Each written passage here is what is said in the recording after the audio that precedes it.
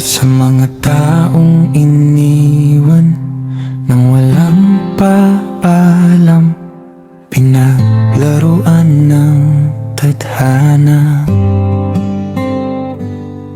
pinaasa at nilinlang, umasa na may magmamahal, umasa na mamahalin, umasa na papalarin. Ngunit sa huli,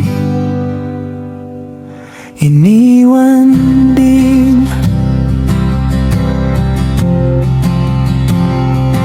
Para sa mga pusong nagtiwala, kahit ilang beses nang nasaktan, nagbigay ng buong pagmamahal.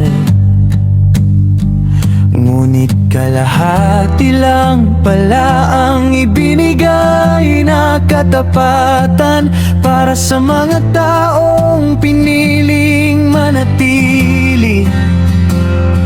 Kahit paulit-ulit nang sinasaktan, dahil umaasa silang balang araw matututunan din silang pahalagahan. Para sa mga taong gabi-gabing nagtatanong, anong kulang sa akin? May mali ba akong ginawa? Kung minahal naman kita ng buong-buo, bakit hindi naging sapat? Masakit, di ba?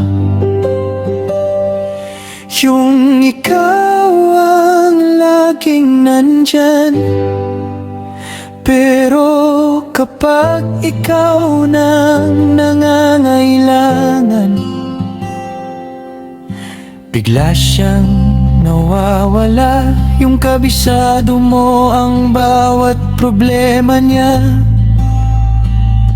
pero hindi niya man lang napansin na ikaw pala. Unti-unti nang nauubos yung pinangakuan ka ng habang buhay, pero hindi man lang umabot sa habang buhay na hinihintay mo. At ang pinakamasakit, hindi naman pala siya umalis dahil nagbago ka. Umalis siya dahil may ibang taong mas pinili niyang samahan. Kaya para sa'yo na hanggang ngayon ay naghihintay, para sa'yo na umaasang baka bumalik pa siya, para sa'yo na araw-araw ay pilit binubuo ang sarili. Tama na, hindi lahat ng umalis ay kailangan mong habulin. Hindi lahat ng nangiiwan ay kailangan mong hintayin.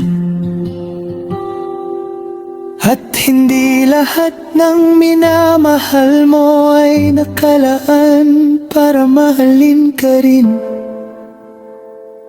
Minsan, kailangan mong tanggapin na may mga tao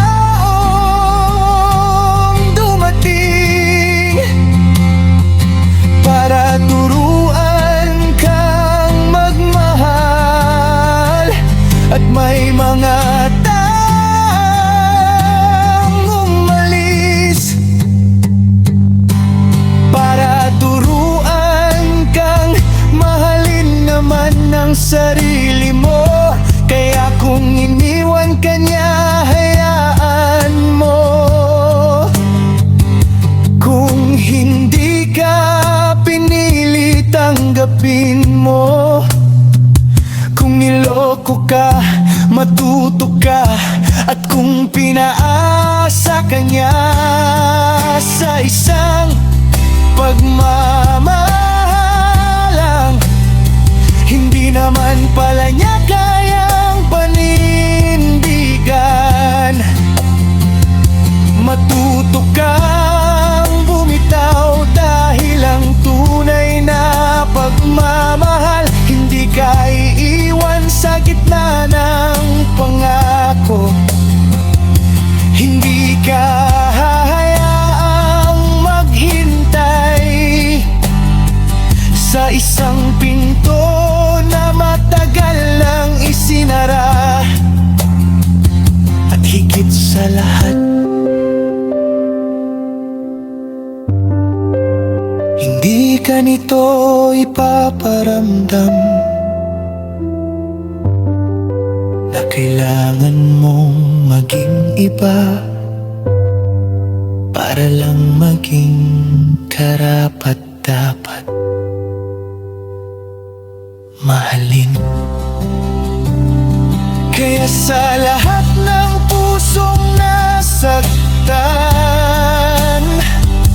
sa lahat ng taong iniwan, sa lahat ng umasa, at sa huling nabigo, huwag mong isipin na natalo ka.